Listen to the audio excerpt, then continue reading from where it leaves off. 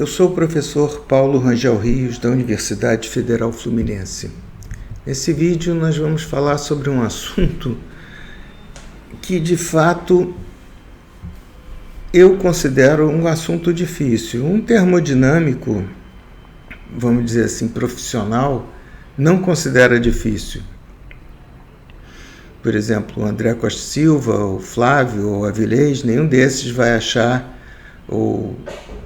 e outros, né, que eu não estou citando aqui, mas que são também lá do grupo de Lorena e outros também, que tem pelo Brasil muito bons, não consideram isso. Eu, como não me considero um pesquisador de termodinâmica, mas um professor de termodinâmica, e já fui um aluno de termodinâmica, eu considero que o estado padrão, os problemas especialmente, quem duvidar pode tentar resolver os problemas do Lupes, são problemas que para o estudante mal preparado podem ser muito difíceis. Então eu vou tentar falar um pouquinho de estado padrão.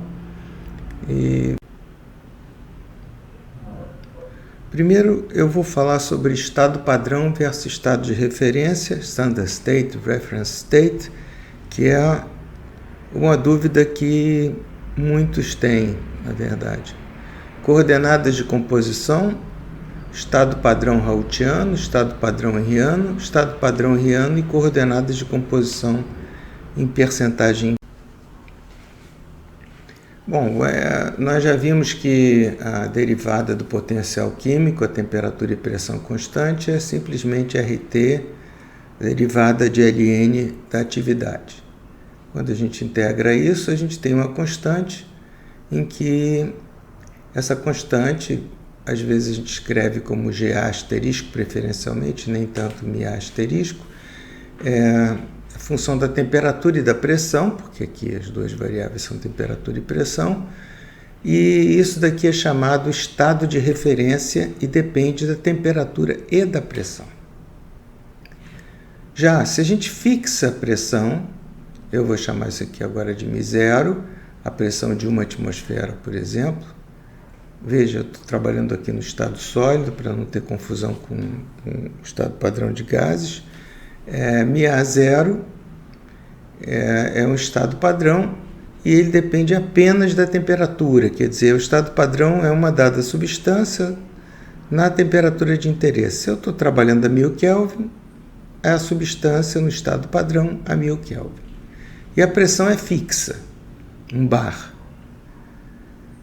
Tá certo? Então, para materiais condensados, quer dizer, um bar é uma atmosfera muito próximo. Então, os livros antigos chamam de uma atmosfera, os livros mais modernos preferem trabalhar em bar, que é mais rigoroso e é do nosso sistema de unidades internacionais. A atmosfera é um resquício dos sistemas antigos que as pessoas usavam, se vocês olharem livros mais antigos. Mas não tem importância, a gente vai continuar a falar bar ou atmosfera, não tem problema.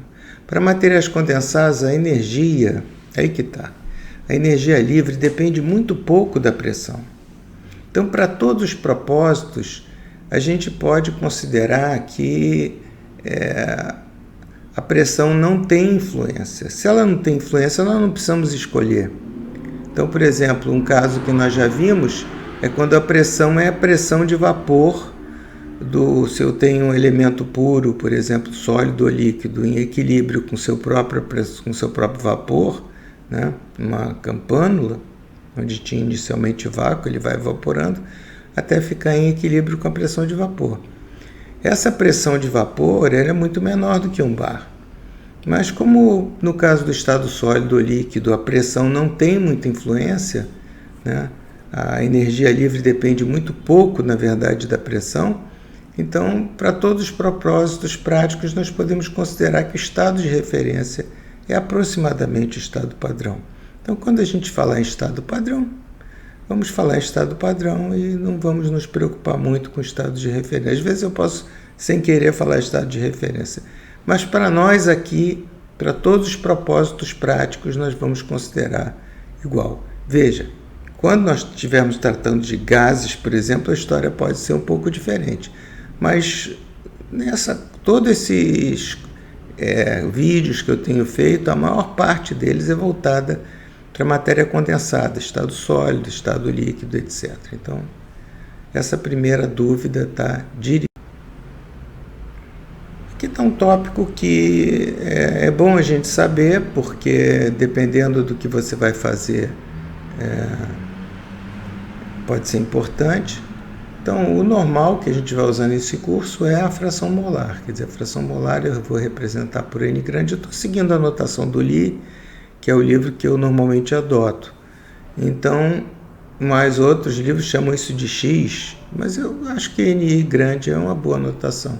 NI pequeno é o número de moles de I, dividido pelo somatório de número de moles de todos os elementos em solução. Então, essa é a fração molar. Uma outra, uma outra unidade de concentração que é muito cara a nós metalúrgicos é a percentagem em peso, né? Então, ela é a massa de I dividido pelo somatório da massa de todos os outros elementos, a percentagem dividido em I sobre 100, né? Tá certo? Essa é, por exemplo, nenhum metalúrgico dá a composição de um aço em ferro, não sei quantos moles, fração molar de carbono é tanto. Todo mundo diz a percentagem em peso de carbono é isso, percentagem em peso de manganês. Então, essa é uma coordenada histórica, vamos dizer assim, e que ainda é muito usada. Portanto, a gente tem que saber. E aqui a conversão, depois vocês podem inverter isso, a conversão da percentagem em peso para fração molar. Nós precisamos saber MI, que é a massa atômica ou molecular do elemento I ou da molécula de I. Bom, agora nós começamos a invadir um pouco uma seara um pouco mais complicada.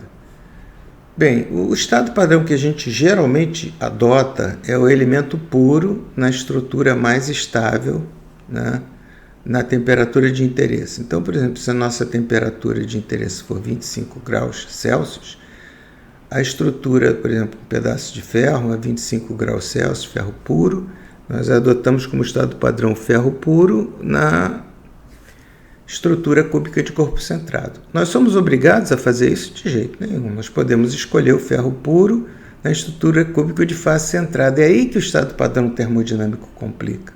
Nós estamos acostumados com estados padrão, referência em física, em que nós colocamos, por exemplo, em mecânica, que nós colocamos o nível do mar ou um outro nível qualquer, e todas as energias são medidas em relação àquele nível, que é um nível físico real que eu vejo. Existe. No caso, o estado padrão ele pode se referir a uma situação hipotética, em que o elemento nunca vai ser encontrado naquela parte de jeito nenhum. Existem casos em que o estado padrão pode ser um estado metaestável, por exemplo. Nesse caso, por exemplo, em vez de eu adotar como estado padrão o grafite, eu posso adotar o diamante. Em vez de adotar, nós temos um exemplo excelente em aços. Nós não adotamos grafite como estado padrão no diagrama ferro-carbono. Nós adotamos o elemento puro Fe3C. Normalmente, nosso diagrama é ferro, é Fe3C. Nós não usamos o grafite, que é o estado mais estável. Usamos um estado meta-estável. Então, agora, a termodinâmica vai mais além. Nós podemos adotar estados que não existem fisicamente. Isso que eu acho que complica um pouco a vida da gente. Muito bem, mas vamos lá. Por que a gente faz isso, na verdade? Porque às vezes é conveniente para quando a gente está fazendo uma solução, a gente inventar, colocar, é mais fácil, por exemplo, o exemplo que eu gosto de dar é que se eu quero uma solução de carboneto de nióbio com nitreto de nióbio, em geral é conveniente o carboneto de nióbio é cúbico de face centrada, NaCl, e o nitreto de nióbio é hexagonal, mas muitas vezes a gente supõe que o nitreto de nióbio seja cúbico de face centrada NaCl. E depois os experimentos vão nos dar as propriedades desse composto hipotético. Por que a gente usa isso? Porque é mais fácil a gente fazer a solução quando a gente tem dois componentes na mesma estrutura. Mas vamos lá. Então, o estado padrão Raoultiano é o estado padrão que a gente está acostumado, né? Então, o coeficiente de atividade no estado padrão Raoultiano ele tende a 1, quer dizer, quando nós temos o solvente, o coeficiente de atividade do solvente, que segue a lei de Raoult, como nós já vimos, ele é 1. Tá certo? Então esse é o estado padrão mais comum, é o estado padrão Raoultiano, ou se vocês quiserem o elemento puro, é basicamente a mesma coisa. Tá? Nota que eu tenho uma outra escala aqui que nós já vamos explicar, que é um pouco mais... Bom, agora a coisa complica um pouco. Vamos com calma. Nós já falamos na lei de Henry, que é essa tangente aqui no estado diluído. Nós podemos supor que essa tangente aqui se prolonga até esse eixo. E que agora o estado padrão ele vai ser esse elemento aqui, puro, entre aspas, na escala henriana. É claro que esse elemento não existe nessa escala. Tá certo? Nós estamos supondo que se a gente extrapolar essa linha, nós vamos ter um elemento puro que obedece à lei de Henry em todas as composições. Veja, isso é impossível, não existe isso na prática, mas supor isso não é proibido também. Tá certo? Então nós podemos supor, isso vai ser muito útil. Então, na escala henriana, esse elemento vai ser 1 puro. Veja, na escala Raoultiana ele é gama B0, e em muitos livros vocês vão ver gama B infinito, é a mesma coisa. Eu estou usando gama B0 por uma idiosincrasia minha. Não quer dizer que seja melhor, talvez até gama B infinito seja melhor, porque isso muitas vezes é chamado estado de diluição infinita, estado padrão com diluição infinita, que eu acho um termo bastante confuso, então eu vou evitar ele um pouco. Muito bem, nós podemos, vamos dizer, representar o coeficiente de atividade nessa escala, no estado padrão henriano, por φb. Tá certo? Nesse caso, nós vemos que φb tende a 1 quando o n tende a 1. Tá certo? Assim como no estado Raoultiano, o coeficiente de atividade tende a 1 quando tende a 1. E φb, quando o NB tende a 0, φb novamente tende a 1, né? Porque a gente está nessa escala. E nós podemos fazer como é que se diz?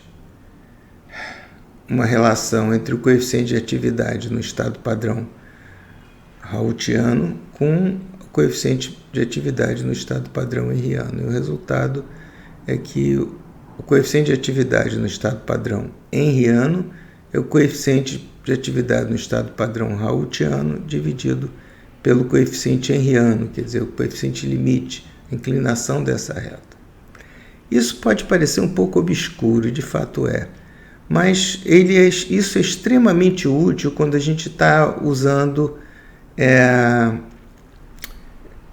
está modelando, por exemplo, vou dar o exemplo que eu gosto, que é a formação do carboneto de nióbio quando o nióbio e o carbono estão dissolvidos na austenita. A gente sabe que a dissolução do nióbio na austenita é muito pequena, muito pouco nióbio consegue se dissolver quando tem carbono, né? Então, é muito prático a gente usar nesse caso o referencial henriano, porque a gente se livra do coeficiente de atividade. Talvez a gente veja isso mais adiante, mas basicamente é isso. Quando a gente usa soluções diluídas, é prático a gente usar o estado padrão henriano. Talvez não fique muito claro ainda dessa explicação. Poxa, mas por que um estado, uma coisa que não existe? Mas acreditem, ninguém ia entrar numa confusão dessa se não fosse útil. O grande motivo de você, tanto em física quanto termodinâmica, escolher um estado de referência, um estado padrão, um dado estado padrão é a conveniência. É o exemplo que eu costumo dar na minha sala de aula lá em Volta Redonda. Eu pergunto, o que é mais prático? Medir a minha altura, tomando como referencial o nível do mar ou tomando como referencial o piso da sala que eu estou em pé? É muito mais prático eu medir minha altura em função do piso que eu estou, porque se eu quisesse medir em relação ao nível do mar, eu teria que saber a distância do piso para o nível do mar, eu nem sempre sei isso. Então, a gente adotando determinados referenciais em determinadas circunstâncias evita que a gente tenha que saber coisas que, na verdade, não são necessárias. Espero ter esclarecido um pouco. Gostaria que vocês pensassem um pouco, mas não se preocupem se houver alguma dúvida. No futuro, em alguns exemplos, nós vamos tentar melhorar. Como se não bastassem as complicações até agora do estado padrão, temos mais uma. Esse é um estado padrão bastante útil quando você tem uma solução com muitos componentes e com frações baixas, em percentagem em peso, por exemplo, baixas, 0,5% de manganês, ou 1% de manganês, 0,5% de cromo. Essas composições de aços de alta resistência e baixa liga, né, em que, em geral, as composições você não tem 10% de elemento de liga, você tem alguns porcento. E você tem vários elementos de liga. Então, nesse caso, é interessante usar o estado padrão. É um estado padrão que é definido sobre a linha Riana, só que em vez de a gente pegar o ponto em que é 100%, 1, nós pegamos o ponto em que é 1%. O estado padrão agora é esse ponto aqui, 1%. Então, nesse ponto, a atividade, nesse estado que eu digo em Riana em peso, que eu representei por H pequeno, a atividade é 1. Veja como é flexível a escolha do estado padrão, mas a flexibilidade só se justifica pela conveniência. Eu concordo que no momento não é óbvio por que a gente quer uma coisa dessas, mas eu digo a vocês, isso vai ser útil em vários tratamentos. Não sei se nesse curso, nesses vídeos, mas é uma coisa que é útil. Agora eu vou chamar o coeficiente de atividade de FB, coeficiente de atividade na escala de 1%. HB pequeno é atividade na escala de 1%. E aqui os pesos moleculares. Então FB, quando a percentagem de B tende a 0, é 1. Veja, esse é um ponto importante dessas escalas henrianas. O coeficiente de atividade tende a 1 quando a solução é diluída. Quer dizer, eu não preciso me preocupar com o coeficiente de atividade henriano. Então, aqui está, vamos dizer, como é que se diz, a conversão entre o estado entre a atividade henriana em percentagem de um elemento B e a atividade raoultiana do elemento B. Notem o seguinte, eu não falei até agora, mas é muito bom vocês pensarem um pouco que a atividade é sempre igual a 1 no estado padrão. Veja, se o meu estado padrão é 1%, a minha atividade no estado padrão é 1. Qualquer estado padrão que eu escolha, não importa, por mais maluco que ele seja, a atividade tem que ser 1 naquele estado padrão.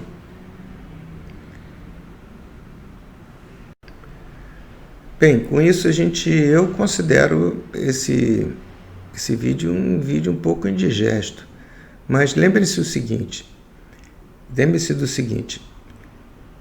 a coisa que justifica a gente encarar algumas dessas complicações, desses estados padrões, que para nós às vezes pode parecer antinatural, é o fato de que em algumas circunstâncias a adoção desses estados padrão facilita enormemente o tratamento das coisas que a gente está fazendo. Tá certo? Então, deem uma olhada de novo, consultem os livros para entender isso melhor. Por enquanto, nós vamos adotar basicamente o estado padrão raoultiano e às vezes nós vamos ver agora na parte do Wagner que o estado henriano também é muito importante nesse caso.